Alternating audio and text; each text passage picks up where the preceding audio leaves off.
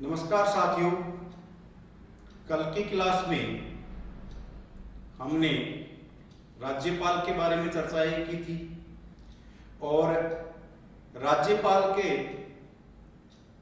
जो संविधान में व्यवस्थाएं दी गई हैं उनके बारे में अपन कल चर्चाएं कर रहे थे और अपन ने कल अनुच्छेद 155 तक चर्चाएं कर ली थी। अब अपन चर्चा करेंगे नेक्स्ट आर्टिकल की, जो है अपना अनुच्छेद 156। सुनिएगा दोस्तों, अनुच्छेद 156 में राज्यपाल की पदावधि ओब्लिक कार्यकाल के बारे में उल्लेख किया गया है। देखिएगा, अनुच्छेद 156 में 3 प्रकार की व्यवस्थाएं दी गई हैं। मैं पहले की बात कर रहा हूं, एक की, और 156(1) में कहा गया है कि राज्यपाल का कार्यकाल राष्ट्रपति के प्रसाद पर्यंत होगा। राज्यपाल का कार्यकाल राष्ट्रपति के प्रसाद पर्यंत होगा। 2 में यह व्यवस्था दी गई है त्यागपत्र। 156(2) में लिखा गया है त्यागपत्र कि राज्यपाल अपना त्यागपत्र राष्ट्रपति को देता है। राज्यपाल अपना त्यागपत्र किसको देता है? राष्ट्रपति को। इसके बाद में तीसरी व्यवस्था जो अनुच्छेद 156 में की गई है उसमें लिखा गया है कि राज्यपाल का सामान्यतः कार्यकाल 5 वर्ष का होगा। दोबारा सुनिएगा, अनुच्छेद 156 में राज्यपाल के कार्यकाल के बारे में उल्लेख किया गया है और कार्यकाल में 3 पॉइंट आ रहे हैं यहां पे 156 के अंदर। पहला है कि राज्यपाल का कार्यकाल राष्ट्रपति के प्रसाद पर्यंत होता है। दूसरा लिखा इसमें त्यागपत्र कि राज्यपाल अपना त्यागपत्र राष्ट्रपति को देता है। और तीसरा एक और पॉइंट लिखा है कि राज्यपाल 5 वर्ष तक अपने पद पर बना रहेगा। दोस्तों, यहां से एक क्वेश्चन आता है कि राज्यपाल का कार्यकाल होता है, देखिएगा, राज्यपाल का कार्यकाल होता है। अब यहां पर अपन देख रहे हैं कि एक तो ये लिखा है कि राज्यपाल का कार्यकाल राष्ट्रपति के प्रसाद पर्यंत होता है, और एक ये लिखा है कि राज्यपाल सामान्यतः अपने पद पर 5 वर्ष के लिए बना रहेगा। तो इसमें जो क्वेश्चन है आपका कि राज्यपाल का कार्यकाल एक्चुअल में राष्ट्रपति के प्रसाद पर्यंत ही होता है, अर्थात राष्ट्रपति उसे कभी भी बर्खास्त कर सकता है। यदि क्वेश्चन में ऐसा आ रहा है कि राज्यपाल का कार्यकाल होता है और उसमें आ रहा है ए 5 वर्ष, बी 4 वर्ष, सी 6 वर्ष, डी राष्ट्रपति के प्रसाद पर्यंत, तो राज्यपाल का एक्चुअल कार्यकाल राष्ट्रपति के प्रसाद पर्यंत ही होता है। तो उसमें राइट आंसर हो जाएगा अपना राष्ट्रपति के प्रसाद पर्यंत। और यदि सामान्यतः वैसे आ रहा है कि राज्यपाल का कार्यकाल होता है 5 वर्ष, 6 वर्ष, 4 वर्ष, 7 वर्ष, तो फिर आपका राइट आंसर आएगा 5 वर्ष।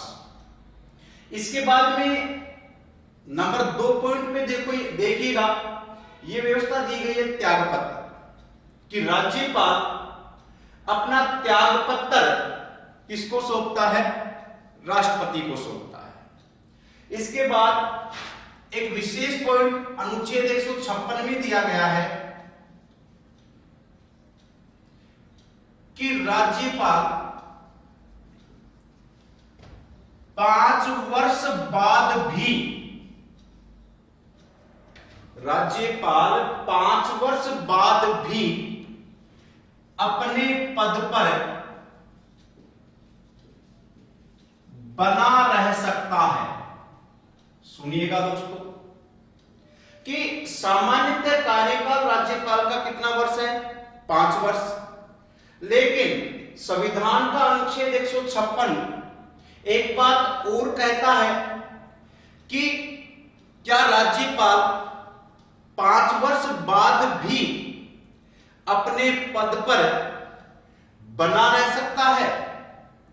तो इसका राइट आंसर कॉन्स्टिट्यूशन में लिखा गया है कि राज्यपाल 5 वर्ष बाद भी अपने पद पर बना रह सकता है जब तक कि उसका उत्तराधिकारी न चुन लिया जाए। कि राज्यपाल 5 वर्ष बाद भी अपने पद पर बना रह सकता है जब तक कि उसका उत्तराधिकारी न चुन लिया जाए। यह व्यवस्था दी गई है अनुच्छेद 156 में। ठीक है दोस्तों, अब हम अगले पॉइंट पे, अगले आर्टिकल पे चर्चा करेंगे, जिसमें लिखा गया है अनुच्छेद 157 में। वो क्या व्यवस्था है देखिएगा।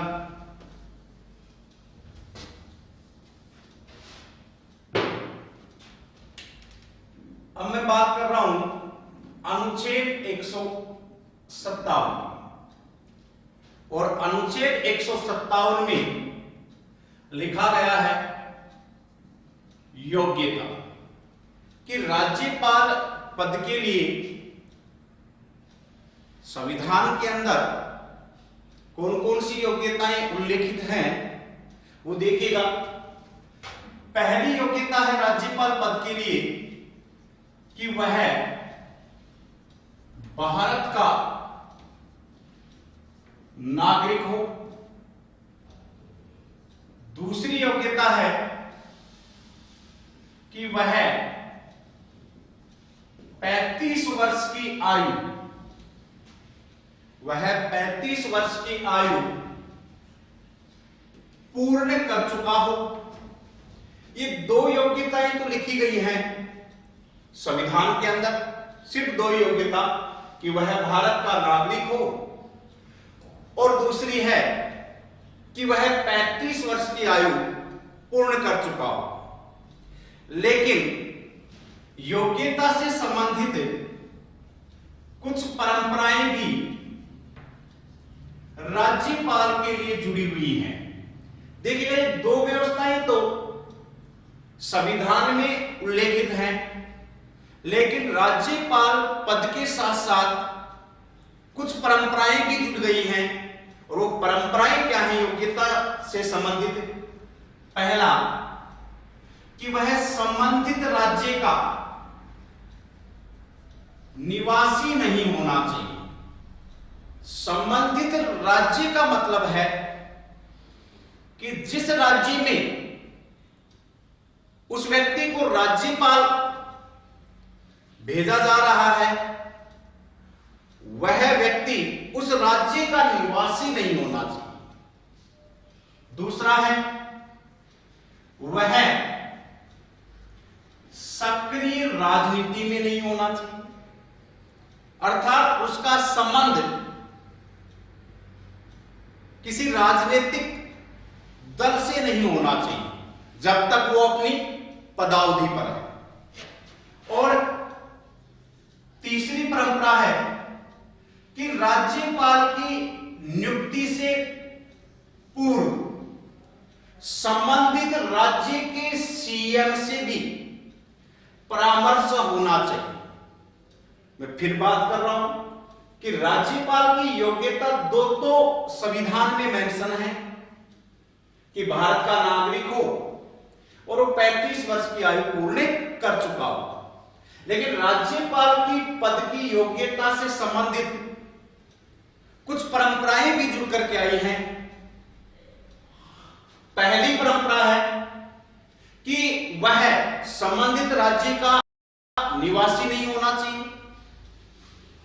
दूसरी परंपरा है कि जो भी व्यक्ति राज्यपाल के रूप में नियुक्त हो रहा है वो सक्रिय राजनीति में नहीं होना चाहिए, उसका संबंध किसी दल से नहीं होना चाहिए। और तीसरा है कि राज्यपाल की नियुक्ति जो राष्ट्रपति द्वारा की जाती है तो संबंधित राज्य का जो सीएम है उससे भी परामर्श होनी चाहिए। ऐसा क्यों उल्लेखित हुआ? क्योंकि इसके पीछे कई आयोग बने। प्रथम प्रशासनिक सुधार आयोग आया, भगवान साय समिति आई, सरकारिया आयोग आया, फिर संविधान समीक्षा आयोग आया। क्योंकि इन सभी आयोगों ने राज्यपाल की पद की जो भूमिका है वो विवादों में ज्यादातर रहती है, तो उन विवादों से बचने के लिए कुछ परंपराओं का विकास हुआ, लेकिन ये परंपराएं समय समय पर टूटती रही हैं, जिसका भारतीय इतिहास में अनेक उदाहरण हैं। ये दिया गया है अनुच्छेद 157 में योग्यता से संबंधित। आराम से देखिएगा, समझिएगा इन चीजों को कि भारत का नागरिक हो, 35 वर्ष की आयु पूर्ण कर चुका हो, कुछ परंपराएं जुड़ी है पद से लेकर के कि वह राज्य का संबंधित राज्य का निवासी नहीं होना चाहिए, उसका संबंध किसी सक्रिय राजनीति में नहीं होना चाहिए और संबंधित राज्य के सीएम से भी परामर्श होनी चाहिए। यह मेंशन था अनुच्छेद 157 में। अब अपन बात करेंगे अनुच्छेद 158 की।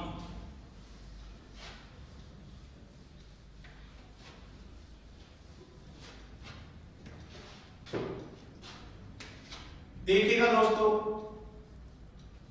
अनुच्छेद 158 और जिसमें लिखा गया है राज्यपाल की पद की शर्तें, कि राज्यपाल की पद की क्या क्या शर्त है, कौन कौन सी शर्त हैं जो संविधान में उल्लेखित हैं। देखिएगा, पहली शर्त में आ रहा है अनुच्छेद 158 के अंदर कि वह संसद ओब्लिक विधानमंडल के किसी सदन का सदस्य नहीं होना चाहिए। कि जो भी राज्यपाल के रूप में जिस व्यक्ति को नियुक्त किया जाता है वो न तो संसद के किसी सदन का सदस्य होगा और न राज्य में विधानमंडल के किसी सदन का सदस्य होगा। विधानमंडल के दो सदन हैं, विधान परिषद और विधान सभा। दूसरी पद की शर्त है कि वह किसी लाभ के पद पर नहीं होगा, न तो वो सदन में किसी सदन का सदस्य होगा और न वो किसी लाभ के पद पर होगा। तीसरी पद की शर्त में लिखी गई है कि जो भी व्यक्ति राज्यपाल बनेगा वह अपने शासकीय निवास स्थान का प्रयोग, शासकीय निवास स्थान का प्रयोग निःशुल्क करेगा, यानी फ्री फ्री फ्री। जहां भी राज्यपाल रहेगा, कोई भी शासकीय निवास स्थान है उसका जिस राज्य में, तो उन सारी वस्तुओं का प्रयोग वह निःशुल्क करेगा। ये 3 तो पद की शर्तों में आ रहा है। यहां पे दोबारा सुन लीजिएगा कि जो भी राज्यपाल बनेगा वह संसद ओब्लिक विधानमंडल के किसी भी सदन का सदस्य नहीं होगा। नंबर 2, वह किसी लाभ के पद पर नहीं होगा। नंबर 3, वह अपने शासकीय निवास स्थान का प्रयोग निःशुल्क करेगा। लेकिन दोस्तों, यहां पे एक चीज और मेंशन है जो इंपॉर्टेंट है, उसे सुनिएगा। अनुच्छेद 158 में ही राज्यपाल के उपलब्धियों एवं भत्तों का भी उल्लेख है। दोबारा सुन लीजिएगा कि 158 में पद की शर्त तो है, इसके साथ साथ राज्यपाल को क्या वेतन भत्ता प्राप्त होगा, क्या उपलब्धियां प्राप्त होंगी, इसका उल्लेख भी किस अनुच्छेद में है? 158 में। अब मैं बात करूंगा यहां पे राज्यपाल की उपलब्धियों एवं भत्तों के बारे में। सुनिएगा, राज्यपाल का जो वेतन भत्ता है, उपलब्धियां हैं, वो तय करने की शक्ति संसद में नहीं है। यानी संसद राज्यपाल की उपलब्धियों और वेतन भत्तों को तय करती है। सुनिएगा दोस्तों, यहां से एक अच्छा क्वेश्चन निकलता है कि राज्यपाल का जो वेतन पहले 1/10 था, वो अब 3.5 लाख हो गया है। तो 1/10 से जो 3.5 हुआ है, 3,50,000, वो बढ़ोतरी वो तय किसने की है? संसद ने। तो सीधा ही क्वेश्चन आपके सामने आ जाए कि राज्यपाल की उपलब्धियों एवं भत्तों का निर्धारण किसके द्वारा किया जाता है?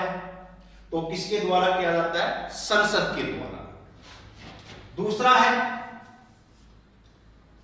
कि राज्यपाल का जो वेतन भत्ता उपलब्धि है वो संसद द्वारा तय की जाती है, लेकिन दी कहां से जाती है? अब अपने माइंड में सीधा सा क्वेश्चन आता है यहां से कि साहब संसद तय करती है तो वेतन दिया जाएगा भारत की संचित निधि से, लेकिन ऐसा नहीं है दोस्तों। वेतन जरूर संसद तय करती है, लेकिन इसका वेतन दिया जाता है राज्य की संचित निधि से। कहां से दिया जाएगा? राज्य की संचित निधि से दिया जाता है। वेतन तय संसद करती है, लेकिन दिया कहां से जाता है? राज्य की संचित निधि से। 2 बात। तीसरा पॉइंट यह है कि वर्तमान में राज्यपाल को कितना वेतन प्राप्त होता है? तो देखिएगा दोस्तों, वर्तमान में राज्यपाल को 3.5 लाख 3,50,000 वेतन प्राप्त होता है, जबकि इससे पहले राज्यपाल का वेतन हुआ करता था 1,10,000।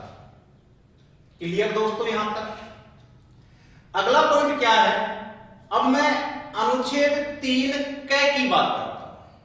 देखो, अनुच्छेद 158 का जो तीसरा पॉइंट आ रहा था नंबर 1 कि वो संसद ऑब्लिक विधानमंडल के किसी सदन का सदस्य नहीं होगा। 158 में पॉइंट नंबर 2 आ रहा था या 158(2) आ रहा था कि वह लाभ के पद पर भी नहीं होगा। फिर 158(3) में 2 पॉइंट आए। एक तो वो अपने शासकीय निवास स्थान का प्रयोग निःशुल्क करेगा और यहीं पर 3 में ही राज्यपाल की उपलब्धियां एवं भत्तों का उल्लेख है कि क्या क्या वेतन मिलता है। वेतन तय कौन करती है? संसद। दिया कहां से जाता है? राज्य की संचित निधि से दिया जाता है। पहले कितना वेतन था? 1,10,000। वर्तमान में कितना वेतन मिल रहा है? 3,50,000। लेकिन अब मैं बात कर रहा हूं अनुच्छेद 158(3) क की बात कर रहा हूं। देखिएगा इस 3 क में लिखा है, बड़ा स्पेशल पॉइंट है, विशेष पॉइंट है, ध्यान रखिए आप इसका, कि यदि एक व्यक्ति को 2 राज्यों का राज्यपाल, कितने राज्यों का राज्यपाल? 2 राज्यों का राज्यपाल नियुक्त कर दिया जाए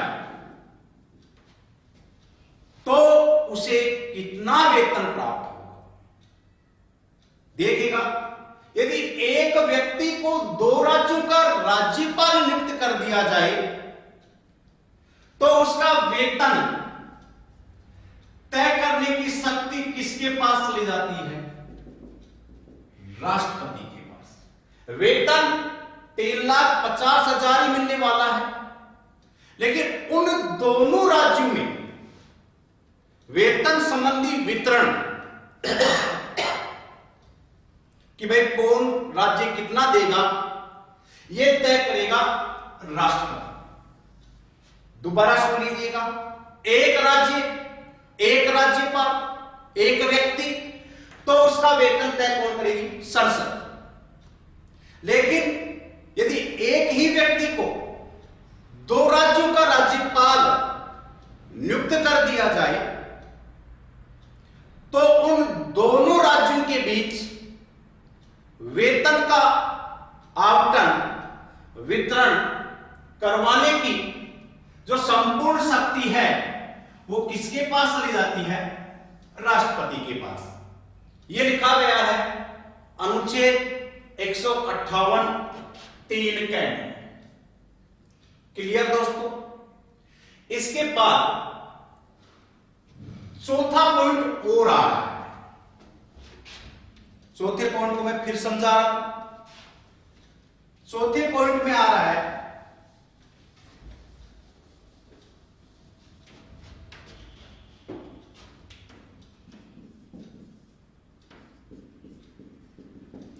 चौथा पॉइंट क्या कह रहा है कि राज्यपाल की पदावधि के दौरान, राज्यपाल की पदावधि के दौरान उसके वेतन भत्तों में, उसके वेतन भत्तों में कोई अलाभकारी परिवर्तन नहीं किया जा सकता। कि जब तक राज्यपाल अपने पद पर है तब तक उसके वेतन भत्तों में किसी भी प्रकार की कटौती नहीं की जा सकती। यह लिखा है अनुच्छेद 158(4). यह था दोस्तों अपना अनुच्छेद 158, जिसमें लिखा गया था राज्यपाल की पद की शर्तें। वंस मोर, मैं एक बार फिर रिपीट कर देता हूं आपके लिए। शर्तों में लिखा था कि जो भी राज्यपाल होगा वह संसद ओब्लिक विधानमंडल के किसी सदन का सदस्य नहीं होगा।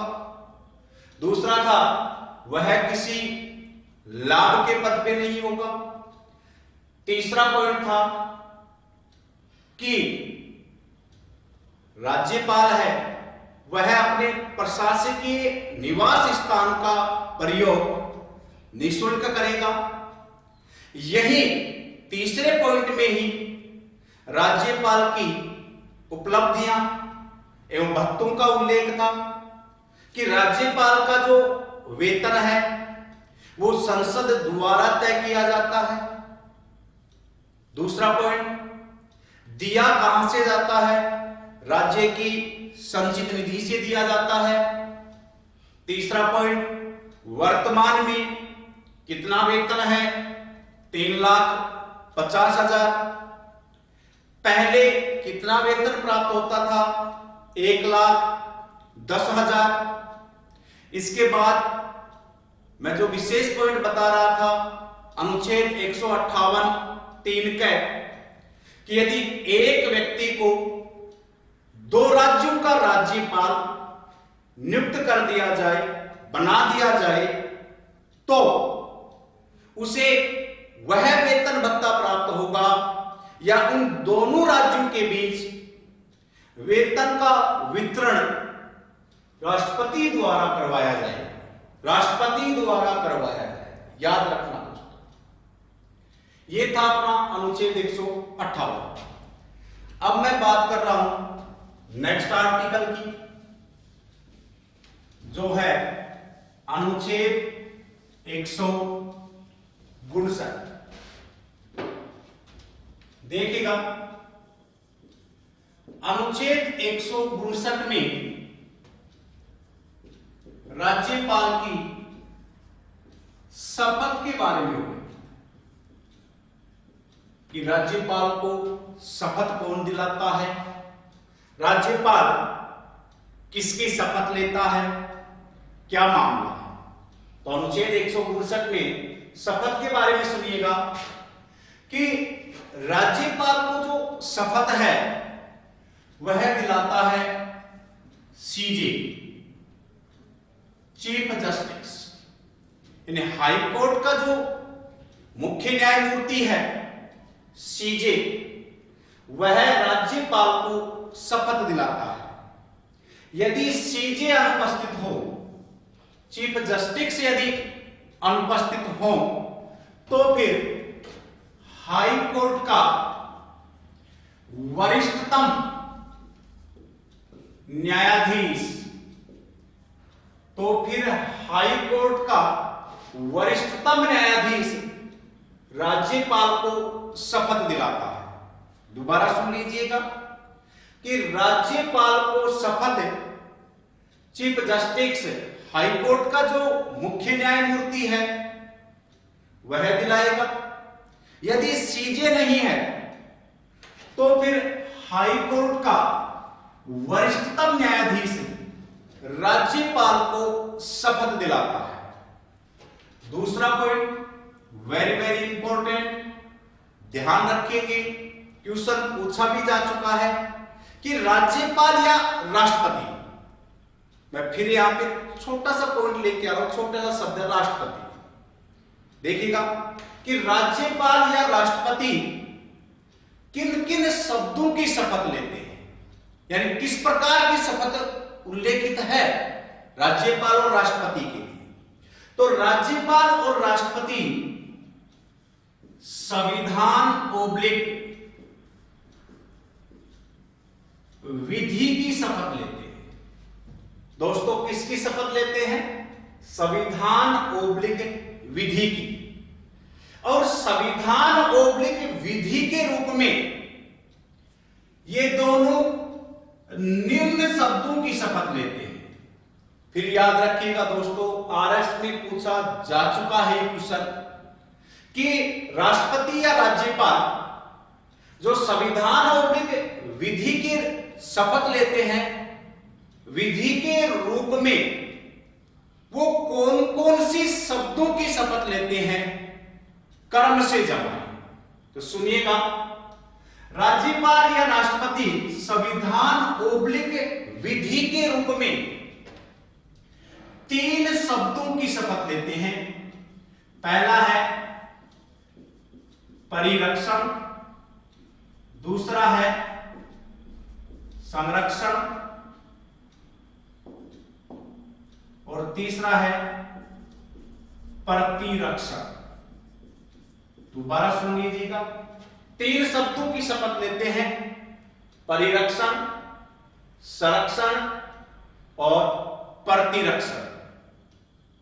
इसके साथ साथ ये दोनों जनता के कल्याण की शपथ लेते हैं। किसकी शपथ लेते हैं? जनता के कल्याण की शपथ लेते हैं। अर्थात अपन ये कह सकते हैं कि राष्ट्रपति और राज्यपाल संविधान ओब्लिक विधि के रूप में परिरक्षण, संरक्षण, प्रतिरक्षण एवं जनता के कल्याण की शपथ लेते हैं। यह मेंशन है अनुच्छेद 159 के अंदर। क्लियर दोस्तों? इन शब्दों पे आप विशेष ध्यान रखेंगे।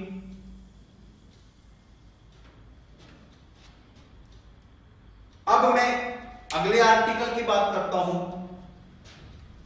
अनुच्छेद 160।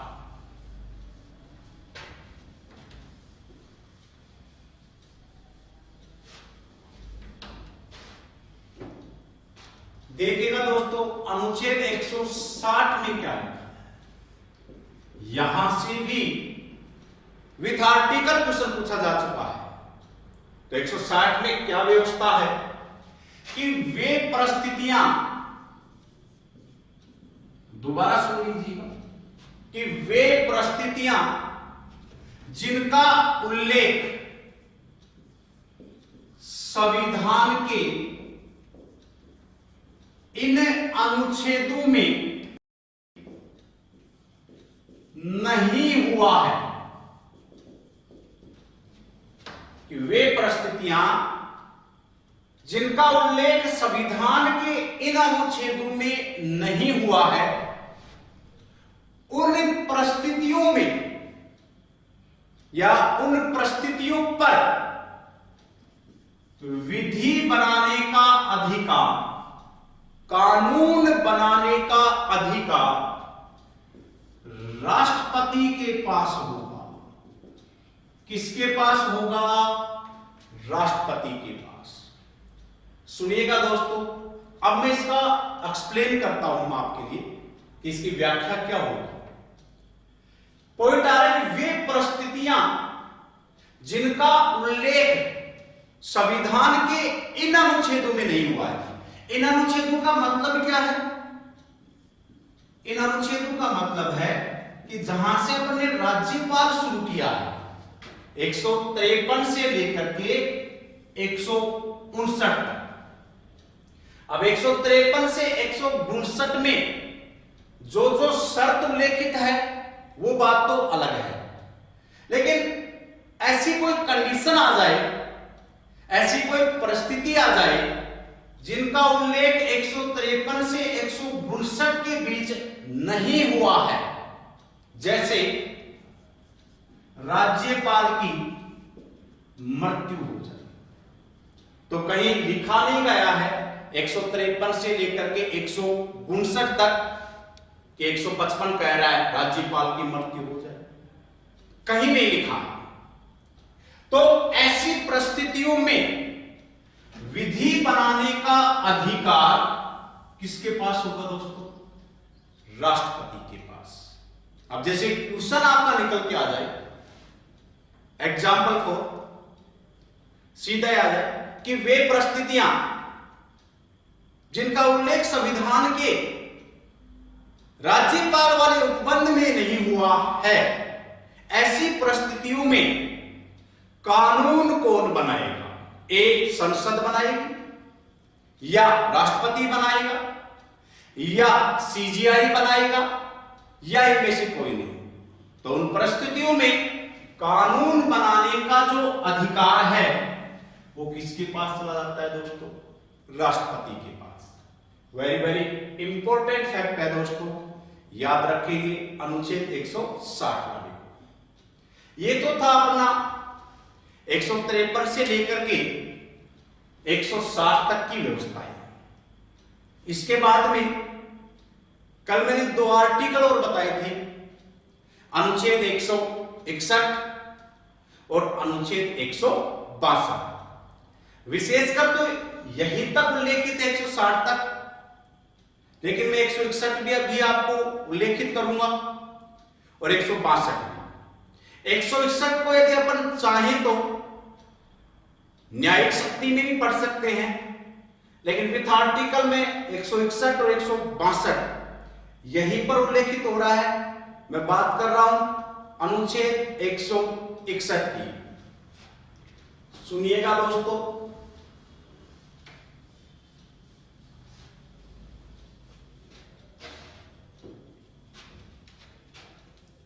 अनुच्छेद 161 जिसमें लिखा गया है क्षमादान की शक्ति, कि राज्यपाल की क्षमादान की शक्ति का उल्लेख किस अनुच्छेद में हुआ है?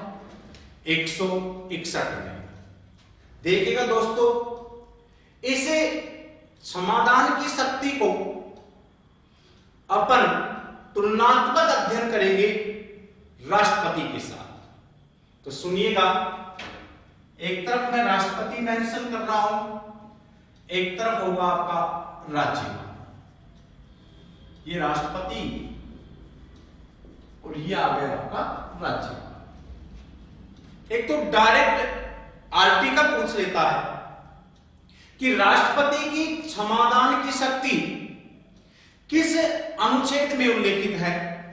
तो राष्ट्रपति की क्षमादान की शक्ति उल्लेखित है अनुच्छेद 72 में, और राज्यपाल की क्षमादान की शक्ति किस अनुच्छेद में उल्लेखित है?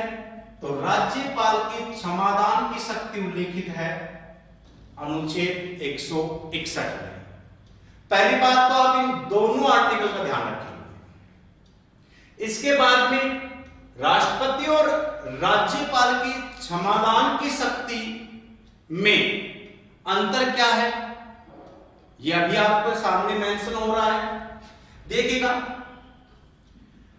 राष्ट्रपति को उस विधि तक, मैं एक बात कर रहा हूं, उस विधि तक दंड को माफ करने की शक्ति है जिस विधि तक संसद का अधिकार, यानी जहां तक संघ की कार्यपालिका की शक्ति का विस्तार है, उन विधियों तक राष्ट्रपति क्षमादान दे सकता है। तो ऐसा कैसा मेंशन ही राज्यपाल के लिए कि राज्यपाल भी उस विधि तक दंड को माफ कर सकता है जहां तक विधान मंडल का विस्तार है या विधान मंडल का अधिकार है। इसी को अपन दूसरे शब्दों में कहें कि राज्यपाल को उस विधि तक दंड को माफ करने का अधिकार है जिस विधि तक राज्य की कार्यपालिका की शक्ति का विस्तार है। यानी सीधी सी बात तो आप पहले पॉइंट में तुलनात्मक देख रहे हो, तो अपन ये कह सकते हैं इन दोनों पॉइंटों के लिए कि संसद का विशेष अधिकार संघ सूची पे है, जबकि विधानमंडल का वास्तविक अधिकार राज्य सूची पे है, और समवर्ती सूची पर संघ भी कानून बना सकता है, राज्य भी कानून बना सकता है। लेकिन विवाद की स्थिति में संघ के द्वारा बनाया गया कानून ही मान्य होगा।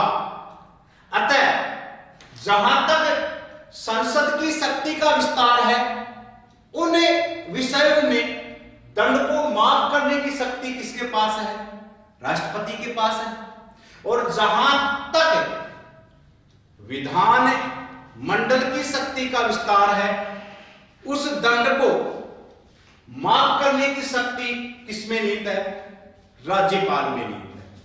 लेकिन दोस्तों दूसरा अंतर जो मेजर आ रहा है वो क्या अंतर है सुनिएगा।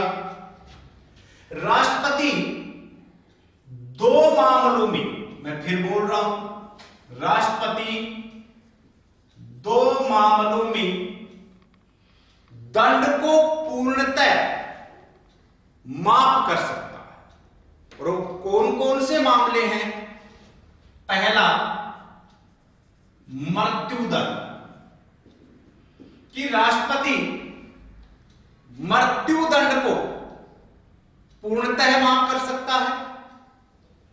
और दूसरा, सैन्य न्यायालय द्वारा, फिर मैं कह रहा हूं, सैन्य न्यायालय द्वारा दिए गए दंड को भी राष्ट्रपति पूर्णतः माफ कर सकता है। लेकिन राज्यपाल की जो क्षमादान की शक्ति है, अनुच्छेद 161 में उसमें कहा गया है कि राज्यपाल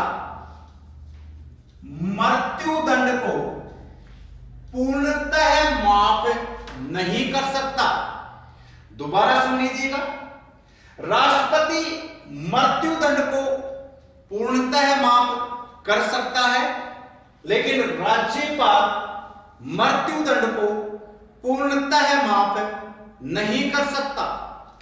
दूसरा है, राष्ट्रपति सैन्य न्यायालय द्वारा दिए गए दंड को भी माफ कर सकता है, लेकिन राज्यपाल के पास सैनिक कोर्ट वाली कोई शक्ति नहीं है। दोस्तों यह था राष्ट्रपति एवं राज्यपाल की क्षमादान की शक्ति में। अब अपने बार बार काफी एग्जामों में क्वेश्चन पूछा गया है कि क्षमा के प्रकार कितने होते हैं, कि राष्ट्रपति और राज्यपाल जो क्षमादान देते हैं उसके टाइप कितने हैं, प्रकार कितने हैं। तो देखिएगा दोस्तों, बड़े आराम से समझिएगा। अक्सर क्वेश्चन पूछा जाता है यहां से क्षमादान से, तो सुनिएगा क्षमा के प्रकार। देखिएगा क्षमादान के जो प्रकार हैं वो 5 हैं। पहला है क्षमा। क्षमा का मतलब है दंड को पूर्णतः माफ कर देना। दंड को पूर्णतः क्या कर देना? माफ कर देना, वो तो है क्षमा। क्षमा का फिर एक दूसरा प्रकार आ रहा है जिसका नाम है प्रविलंबन। ये प्रविलंबन क्या है सुनिएगा।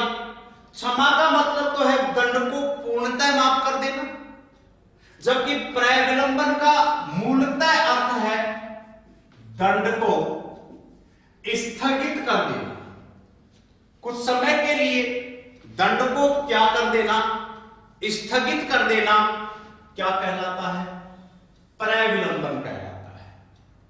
तीसरा है विराम। विराम का मतलब क्या है? मूलतः अर्थ क्या है?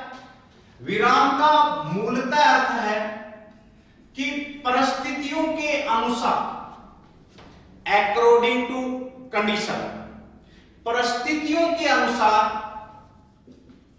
किसी दंड को कम करना। परिस्थितियों के अनुसार किसी दंड को कम करना किसमें शामिल है? विराम में। जैसे कोई गर्भवती महिला कैदी है या कोई लाइलाज बीमारी से पीड़ित कैदी है, तो राष्ट्रपति या राज्यपाल महोदय विराम का प्रयोग करते हुए, उसकी परिस्थितियों को देखते हुए दंड को कम कर सकते हैं। इसके बाद में मैं बात कर रहा हूं चौथे और पांचवें पॉइंट की। याद रखना दोस्तों कि चौथा और पांचवा प्रकार क्षमा का क्या है, देखिएगा। एक तो है क्षमा हो गया आपका, प्रविलंबन हो गया आपका, विराम हो गया आपका। इसके बाद में है परिहार और एक है आपका लघुकरण। दोस्तों दोनों ही इंपॉर्टेंट है कि परिहार और लघुकरण में अंतर क्या है, देखिएगा। परिहार और लघुकरण में अंतर,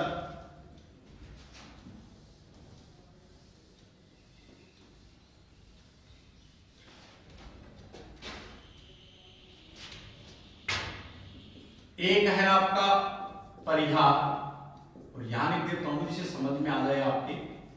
एक है आपका लघुकरण। देखिएगा परिहार और लघुकरण में मेजर अंतर क्या है। दंड के दो स्वरूप है। एक तो है आपका दंड की मात्रा और एक है दंड की प्रकृति। जैसे मैं एग्जांपल दूं, 2 वर्ष का कठोर कारावास। जैसे मैंने एक एग्जांपल दिया है कि 2 वर्ष का कठोर कारावास, तो इसमें दो चीज शामिल है। एक तो मात्रा है, मात्रा का मतलब तो यह आ गया 2 वर्ष, और एक है प्रकृति। प्रकृति यह आ गई कठोर कारावास। तो अब मैं बात कर रहा हूं परिहार की। परिहार का मतलब क्या है कि परिहार में दोस्तों मात्रा में परिवर्तन होगा। किसमें परिवर्तन होगा? मात्रा में। प्रकृति वही रहेगी। दोबारा सुन लो, परिहार में केवल मात्रा में परिवर्तन होता है, प्रकृति में परिवर्तन नहीं होता है। जैसे मैंने एग्जांपल दिया, 2 वर्ष का कठोर कारावास, तो मात्रा क्या है? 2 वर्ष। केवल इस 2 वर्ष में परिवर्तन होगा। प्रकृति इसकी आ रही है कठोर, इसमें कोई परिवर्तन नहीं होगा। तो जैसे मैं इसका ये कहूं कि 2 वर्ष के लिए मैं कह सकता हूं 6 माह का कठोर कारावास होगा। अब जैसे एग्जांपल ये आ जाए कि 2 वर्ष के कठोर कारावास को 6 माह के कठोर कारावास में बदलना क्षमा का कौन सा प्रकार है? तो कौन सा प्रकार होगा? एक परिहार। अब मैं बात कर रहा हूं लघुकरण की। किसकी बातचीत हो रही है दोस्तों? लघुकरण की। लघुकरण में भी ये ध्यान रखना आपको, मात्रा और प्रकृति। देखिएगा, जब मात्रा एवं प्रकृति दोनों में परिवर्तन हो जाए, दोनों में क्या हो जाए दोस्तों? परिवर्तन हो जाए, वो क्या कहलाएगा? लघुकरण। परिहार में केवल मात्रा बदलती है, प्रकृति वही रहती है, लेकिन लघुकरण में मात्रा एवं प्रकृति दोनों में परिवर्तन हो जाता है। जैसे मैं एग्जांपल दूं इसी उदाहरण का कि 2 वर्ष का कठोर कारावास को 6 माह के कठोर कारावास में बदलना, यह तो हो गया आपका परिहार। और यदि 2 वर्ष के कठोर कारावास को के साधारण कारावास में बदलना, यह क्या कहलाएगा दोस्तों?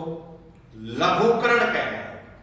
क्योंकि देखिएगा, मात्रा 2 वर्ष थी, परिवर्तन हो गया 6 माह। प्रकृति यहां पे कठोर थी, यहां पे प्रकृति क्या आ रही है? साधारण। कठोर से उस दंड को किस में बदल दिया गया? साधारण में बदल दिया गया। अतः ये किसका उदाहरण है? ये किसका उदाहरण होगा? लघुकरण का। एक और उदाहरण देता हूं मैं लघुकरण का, कि मृत्यु दंड को, किसको? मृत्यु दंड को आजीवन कारावास में बदलना। किस कारावास में बदलना? आजीवन कारावास में बदलना भी क्या कहलाता है? लघुकरण कहलाता है। तो ये थे अपने क्षमा के प्रकार। वापस सुन लीजिएगा। क्षमा का मतलब है दंड को पूर्णतः माफ कर देना। क्षमा के बाद में आया प्रय विलंबन, दंड को कुछ समय के लिए स्थगित कर देना। इसके बाद में था विराम। विराम का मतलब था परिस्थितियों के अनुसार दंड को कम करना।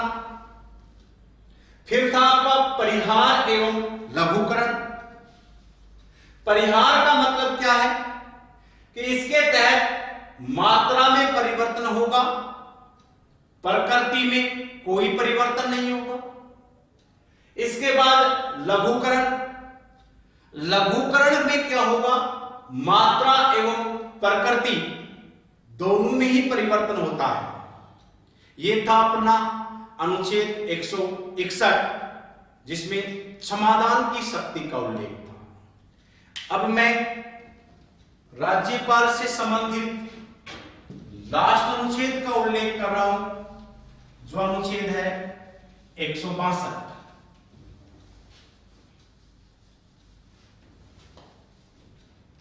देखिएगा,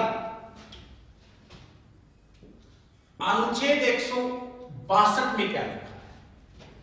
अनुच्छेद 162 में बहुत ही सटीक शब्दों में सीधा सा लिखा है कि राज्य की कार्यपालिका की